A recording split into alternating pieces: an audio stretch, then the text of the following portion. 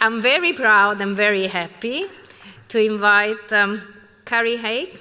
Kari holds many hats, and I'm not going to read their bio because that would be very long.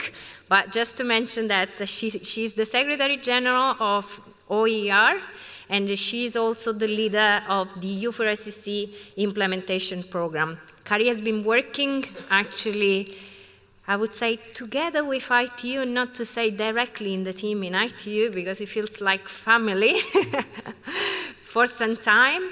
So she'll be moderating this session along with a set of distinguished panelists, which I would like to invite to come on stage. So starting from Okan, that is Strategic Planning Advisor from Smart Dubai office. So we will learn a lot of the fantastic wonders that are happening in Dubai. Wan Yung, Director of Public Policy, Inter-American Association of Telecommunication Companies, which certainly will give us a bit of information of what's going on in Latin America. So I'm sure that we will learn a lot about some of the experiences happening in different Latin American cities. Then we have Joel Alexander Mills that will have a fantastic, entertaining video, which I saw, so I can say it, but you will see it. And then Salvador Herrando, Chief Business and Operation Officer, Nexus Integra, Global Omnium. Anna Polioscu from the city of Moscow.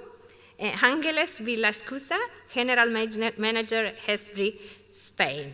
So these are actually the panelists of our second roundtable, which is dedicated on how will artificial intelligence and other technologies can transform cities. So without any further ado, Kari, the floor is yours, and then I will ask, is there any, maybe you can try to speak, that should work. Thanks. Is it working? Yeah, okay. Thank you very much, Christina.